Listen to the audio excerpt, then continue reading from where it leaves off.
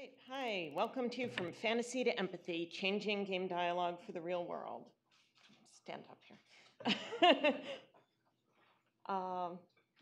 So we're here representing Kognito, and we are a company that creates interactive conversation simulations that use virtual humans to help all different kinds of people develop better, more empathetic communication skills. Our award-winning simulations help doctors communicate more effectively with patients, help teachers reach out to at-risk students, help military families help loved ones through PTSD, and help underprivileged parents learn positive discipline with their children. I'm Jennifer Brandis Hepler, and I joined Kognito at the beginning of this year. Before that, I spent almost 2 decades working in entertainment, mostly commercial games. I got my start writing tabletop role-playing games like Paranoia and Legend of the Five Rings. And then I went to Hollywood and was on a TV show called The Agency. I'm probably best known, though, for 8 years I spent at Bioware as a senior writer on all 3 Dragon Age games and Star Wars: The Old Republic. In 2013, I left Bioware, and I was the lead writer on Game of Thrones Ascent for 2 years, and also designed the story for Wajidai's upcoming adventure game, The Unavowed. I'm also the author of a couple of books, The Game Narrative Toolbox, which is a textbook on game writing, and next month I'm really excited to have coming out my book on women in game development, Breaking the Glass Level Cap. And now I'm going to talk a little bit about how I ended up here. So it's not going to be a shock to hear that a lot of big commercial games are selling stories that are primarily about a male power fantasy. It's the hero with 1,000 faces, and I'm certainly not the first person to point out how similar most of those faces are. In a lot of these stories, the hero tends to be kind of rootless, somebody who goes from place to place and solves problems and defeats enemies. It's sort of equal parts this and this.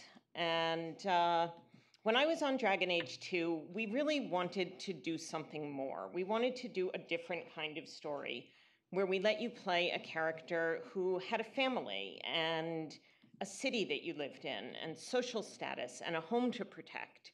And there were things you could do in that home with whatever gender you were attracted to. But even more than that, the whole team intentionally wrote very independent-minded characters. The people you interacted with in that game were people in their own rights who had their own desires, their own obsessions, and sometimes they did things without the player telling them to. Sometimes even things that the player didn't like or that got the player in trouble. And that really flew in the face of the power fantasy that we had been training players for years to expect. And the response from traditionally underserved groups like female and gay gamers was huge. For the most part, they loved it. We got fan letters, we got huge amounts of fan art and cosplay, and no small number of think pieces on the ways in which Dragon Age had changed the conversation around diversity in games. But a lot of hardcore gamers lost their collective minds about it. They didn't want to play a character who couldn't win every encounter. They wanted to be able to murder gay characters just for coming onto them. And they spewed a ton of vitriol, much of it aimed at me personally, from stuff like that, where they photoshopped false posts in my name to whip up hate mobs, all the way up through threatening to murder my children on their way home from preschool because they should have been aborted at birth rather than have a mother like me. It was really horrific. And I'm hardly the first person to be targeted like this. Bullying is an epidemic right now. We see it in our schools, we see it in our workplaces, we see it online, and it's even played a huge role in our presidential campaign.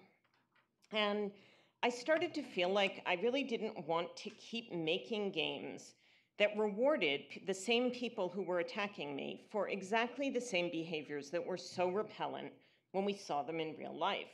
And I started thinking about all the ways in which our stories and gameplay inadvertently rewarded players for being self-centered and for having a complete lack of empathy. And there's a lot to say about, gameplay and whether engaging in fictional violence changes your bar for sensitivity to real violence, but I'm a writer, so I am going to talk about the writing. And I'm not criticizing any of the writers at Bioware. There are great writers with a huge amount of talent there who are just trying to write stories that engage players and sell games. But I really started wondering about what it was that we were doing that was leading to the kind of behavior we were seeing. And this is concept art from Dragon Age Inquisition. And to me, this sort of represents what our view was of story in games. You have a lot of really interesting, fascinating characters with strong opinions, and yet the minute you drive that knife into the table and decide what you want to do, they're all going to fall in line behind you, because the goal is to create a power fantasy for the player where everything they do makes them feel dominant and in control.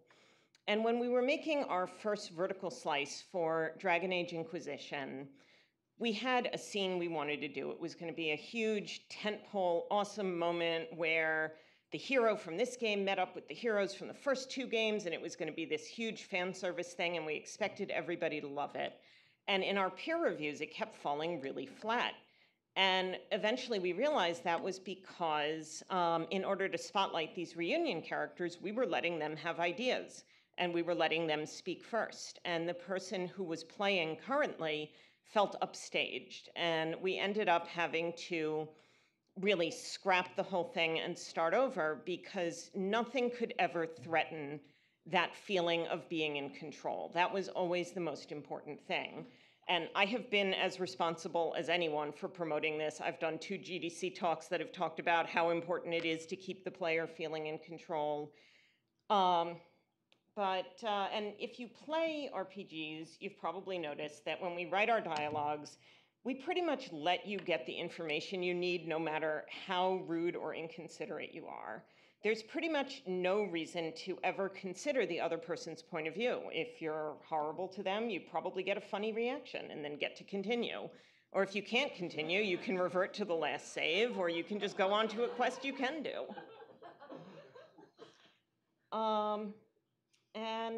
When I left Bioware, I really wanted to take what I had learned and try to do something meaningful with it. And I had a passion project. I wanted to make a game where I use story and dialogue to help you identify with a woman in the developing world, and you could use microtransactions to provide microloans to real people. And unfortunately, I found out Games for Change already made that game, and it's really fantastic. So after a while, I found Kognito, and I saw the simulations that they made, which used interactive RPG-like dialogue to help people learn how to listen and put other people's needs first. And I was really intrigued.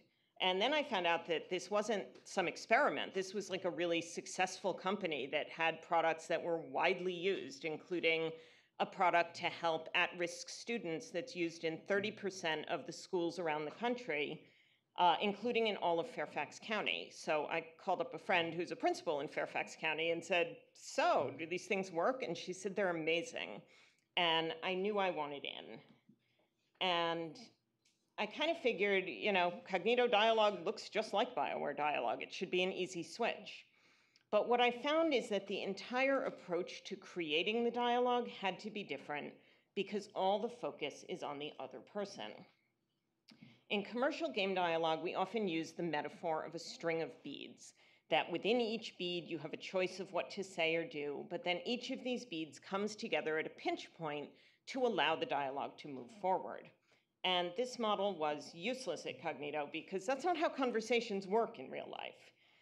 Instead, we have to rely on active listening and use clues laid in the last piece of dialogue to figure out how to move forward to the next piece.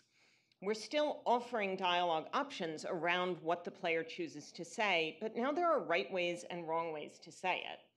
And we use a complicated mapping system in which players' choices lock and unlock the choices that remain available to them down the line. This allows us to mimic the flow of a real conversation, where what is acceptable to say next pretty much comes entirely out of what's been said already. And if that doesn't sound right to you, think about the difference between asking someone back to your place at the end of a romantic evening compared to the first moment you meet someone.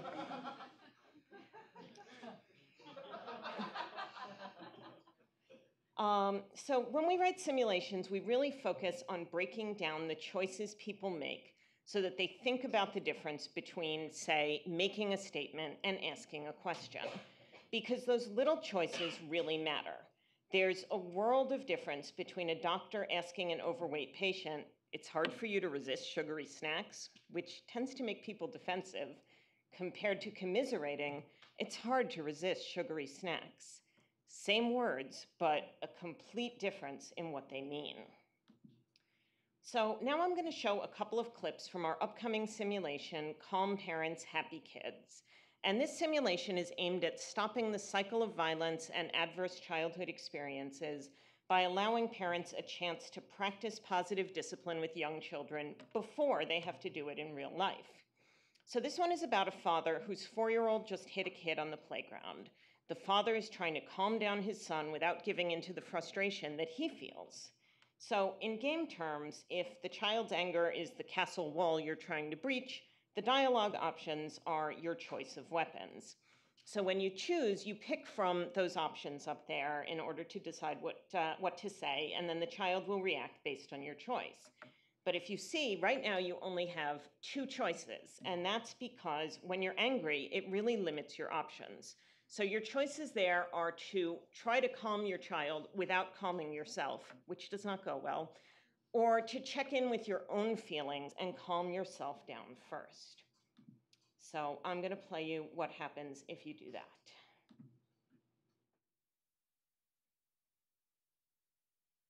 So there you're picking the notice feelings option.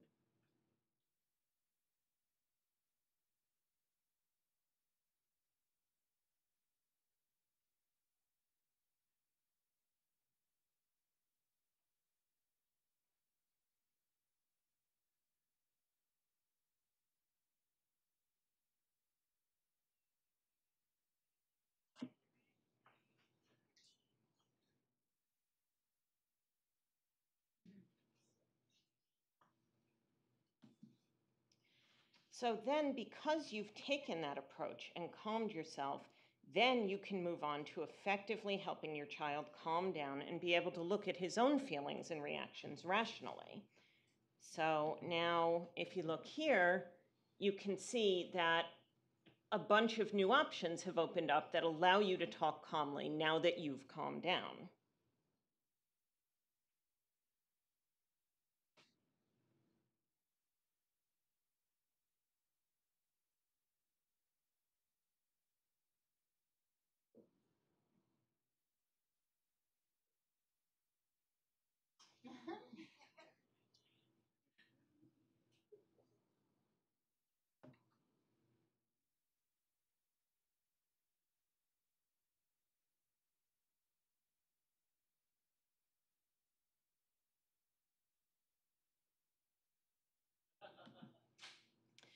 So our sims have a lot more tools than what I just showed there. We also give the player the option to get that kind of feedback from our virtual coach after almost every dialogue option to explain why certain things you do will or won't work. Sometimes you'll have the choice to click on thought balloons to get a glimpse into the thoughts of what the other person is actually thinking and feeling. And we also, since we're practicing, always give you the option to go back in time using the undo button to experiment with something different to say. And all of these things make our simulations more than a conversation. They are a better learning experience that is more precise and immersive than actually having the same conversation with a real person. Because one of the things that a lot of people don't really consciously understand about conversation is that you don't get graded on effort. Your intentions don't count for very much, and kind of nothing at all with people who don't know you well, which is why knowing what you want to say, like most game dialogue, is really the least important part of any conversation. What you really want to know is, what do you want them to hear? But most people who are good at understanding that do it unconsciously, and others really never learn how at all. So how do we turn something so intuitive into skills that a player can learn? Oh, it starts in blackout. I know it starts in black. There we go. We mostly do it by building on the research of psychologists about what conversational techniques are effective. A lot of our work is for doctors and other professionals to help them communicate around sensitive topics with patients. This next clip is from an upcoming installment in our Change Talk series for pediatricians. This teaches a form of communication called motivational interviewing, which basically lets doctors or anyone who's trying to counsel for behavior change to help uncover the motivation to change that the person is already feeling rather than having to pressure them into doing it. So in this particular case, the doctor has the tough task of telling a dad that his 4-year-old's BMI is going up to the point where the doctor is concerned. This might be a typical way to broach that subject.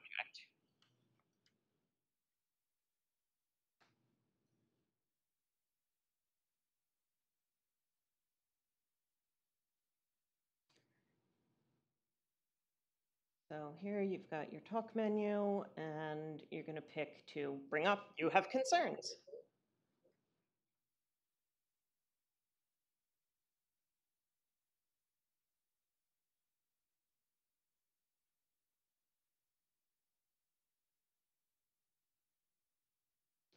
So did you see how defensive he got there? You can recover from that opening by being empathetic and reassuring him that you respect his authority as the father, but you've lost a vital chance to build rapport, and you've, more importantly, lost the chance to bring up BMI at a time when he's going to be receptive to hearing about it.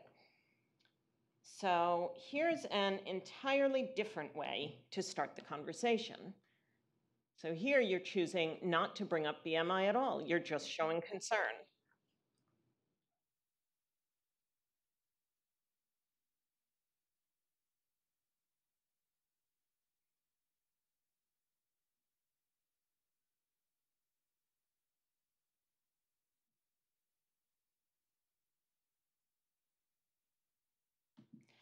So that beginning starts off a longer conversation where you ultimately find out, well, it's not that she hasn't gotten her appetite back, it's that she's snacking instead of eating healthy meals. And you get to gradually build up to the point where he is aware, hey, wait a minute, maybe her snacking and filling up on all these junky foods is a problem. And at that point, if you bring up BMI, you get a very different reaction. So here you're going to pick to bring up BMI.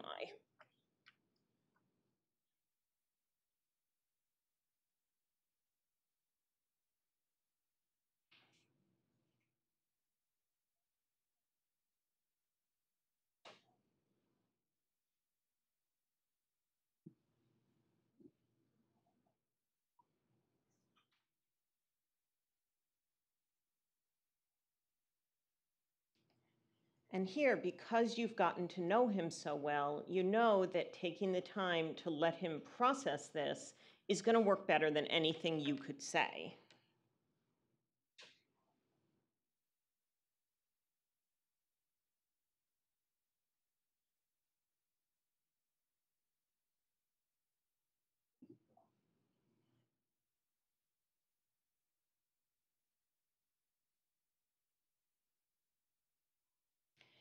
So these techniques work in all kinds of situations. Seth Bleecker is now going to talk a little bit about a much heavier topic, a sim that we created to help veterans support each other in times of crisis.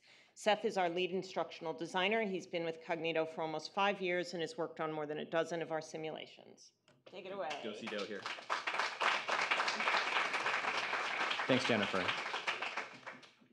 So Jennifer talked about some particular ways that we write dialogue for a particular effect we're going for, and I want to expand on that by showing you another example of how we use narrative specifically to build empathy and why that's so important. So as Jennifer mentioned, the simulation is called Together Strong, and it's for and about veterans. So meet Hector. He's a veteran who served in Iraq, and his buddy Nate noticed that he hasn't heard from Hector in a long time. That's Nate on the left. So, yeah, on the left in the orange shirt. So Nate drops by to check on Hector, and this is what he finds. You know, everyone needs help sometimes, And it seems like for Hector, this is one of those times. So Nate talks with Hector and uses some good conversation skills to find out what's going on. And it turns out that the anniversary of one of Hector's fellow soldiers is coming up. The anniversary of that soldier's death, rather. And he's taking some time to be alone. So let's see what Nate finds out as he continues to listen closely and try to understand what's going on.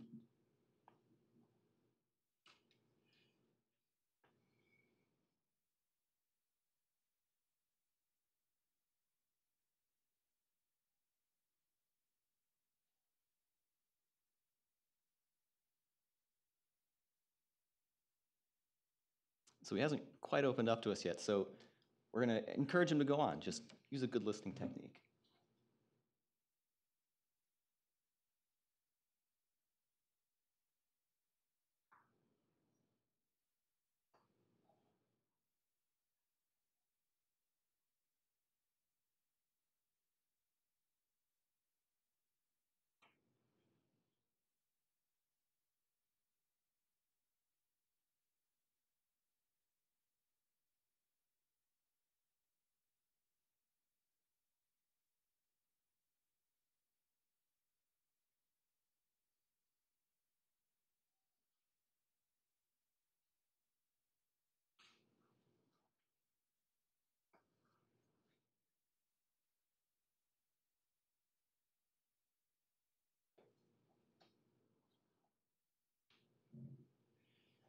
So already we're using the narrative to build empathy for what it might be like to be in Hector's shoes.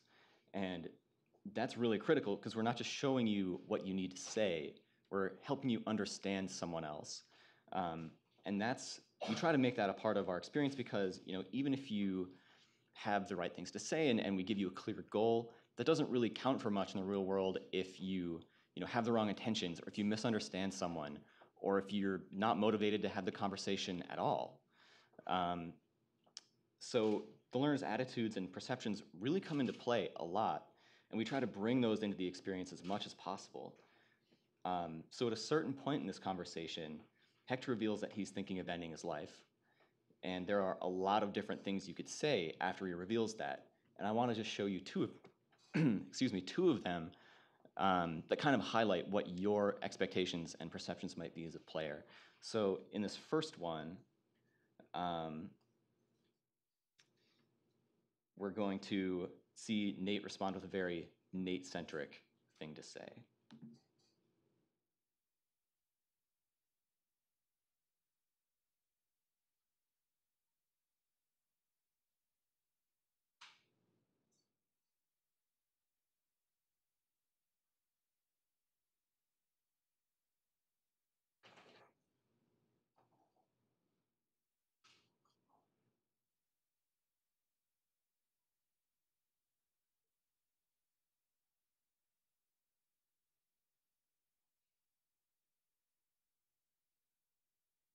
So the narrative and Hector's response makes it pretty clear that was a mistake.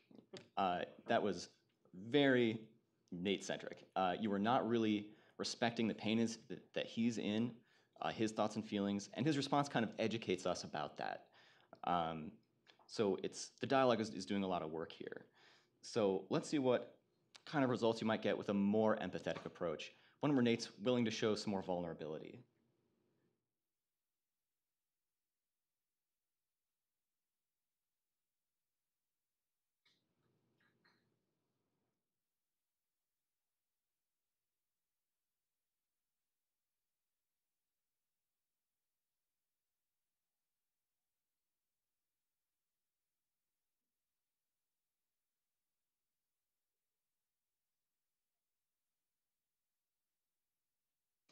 So that went a lot better.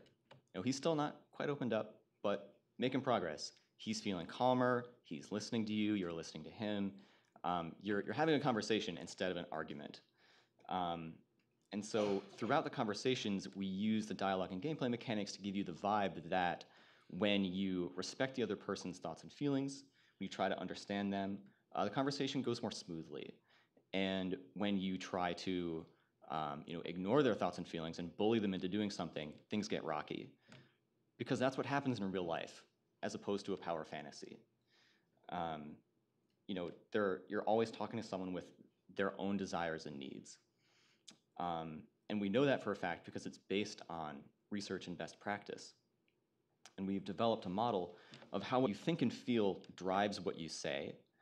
And to get real-world results, we need to speak to players on all three levels. So we need to equip them with useful phrases and techniques. We want them to consider the other person's perspective, and we want them to be more aware of what they and the other person are feeling. And that's a pretty tall order when you consider that, you know, of these three things in the game, we only control this. We only control what the characters are saying. We can't tell you to have more empathy. That's just not actionable. We have to show you what that means on an intuitive level and why it's important. And lucky for us, you know, the fields of game design and narrative design are very well suited to that challenge. I mean, consider the game of chess. Nowhere in the rules does it say you have to think strategically or plan your moves in advance. That's not actually part of the game. Instead, because of the nature of the game, you know, that pieces have different abilities and only one can move per turn, only one piece can fit in a square, among others. That's just kind of an emergent property. You have to think strategically to win, and if you keep losing because you don't plan ahead, you're eventually going to realize that and change your strategy. And that process will happen even faster if you have a coach, say, to help you realize that. So it's very similar in one of our conversations. You have very concrete goals, which in the case of this simulation are to find out what's wrong and get Hector some help. And to accomplish them, you have to listen, understand, and carefully consider what effect your words might have. And as we saw, when you take a less considerate approach, you really don't get any closer to your goals. And the virtual coach that Jennifer mentioned makes that pretty clear. Read the little tips that pop up. They'll explain like why Hector got really mad when you asked why he would say that he was going to kill himself. And so the really exciting thing about using interactive narrative to teach people how to have better conversations is that this is really powerful. I mean, conversations can change the world. They have the power to engage, educate, empower, activate, motivate, change behavior in any number of settings. And what I'm very excited to share with you guys today is that it really works. These simulations have real-world measurable results. Who's ready to look at some data? Hands go up. Okay, great. That's good. Even if you said no, I was going to show you the data. So there have been several studies done on our simulations, some by us, some by other organizations. I won't get into all of them, and I mean, if you want, you can read more on our website, but there are a couple I want to talk about today. So first I want to talk about Change Talk, and that's the game that Jennifer showed clips from earlier. It's for pediatricians and other healthcare providers about how they can be more collaborative. So the American Academy of Pediatrics did a study with 300 pediatricians who used the app. And after taking the app, 93% of them said they plan to change how they interact with patients. So, I mean, that's pretty cool, but that's just intention. And we all know what intentions are worth. So 1 month after they took the app, the AAP followed up with them and said, you know, hey, how many of you guys actually did make the change that you planned to make? Well, it turns out 88% of them actually did make the change. I want to emphasize the current Change Talk app is only 15 minutes long. So it briefly explains what motivational interviewing is and then lets you try it out in a short interactive conversation. And that's enough to demonstrate the power of listening more and give you a couple ways to try it out yourself. So we also did our own study on a simulation for high school faculty called At Risk for High School Educators. And it teaches educators how to recognize when a student might be at risk of psychological distress and what to do if they suspect that. So it's about how to approach a student, how to talk with them, how to get them help if they need it. And we figured out that for every 100 teachers who played the game, over the following year, they'll approach an additional 116 students on top of those they would have already talked to, and that's a 70% increase. And for every 100 teachers, they would connect 45 additional students to support services, which is a 40% increase. And we actually have a real world example of how this plays out. For example, we can look at the state of Texas in which 35,000 teachers played this game. And those teachers approached an additional 46,000 students. And they referred an additional 16,000 students to support services. And I just think it says volumes about the work we all do here. That when we got teachers to play a 40-minute game, a 5-digit number of students got the help they needed. So, and there are so many situations where we can apply this kind of approach for a really amazing impact. And we see the proof of that every day because we work with tons of organizations who see this need. There's a need for better conversations, more empathy, more fruitful encounters. And so we've made simulations in the fields of education, healthcare, military life, parenting, social services. And there's always more to do, and we have some exciting projects in the works. There's more than one work. So we already mentioned the expansion to Change Talk that Jennifer showed some clips from, and Calm Parents, Happy Kids, which is the parenting game that Jennifer showed. And another simulation we're working on is to help law enforcement professionals on tribal reservations take a more trauma-informed approach when they're interacting with the local community. And another one that we're actually launching next week is a game for healthcare providers and patients to show how both can communicate better. And a couple others I'll throw on there. We have a simulation we're working on for pediatricians about how to talk to teenagers who are using drugs to enhance their performance or appearance, which is a pretty tricky conversation to have, it turns out. And also a sim for educators on how to support military children in their classrooms or their after-school programs.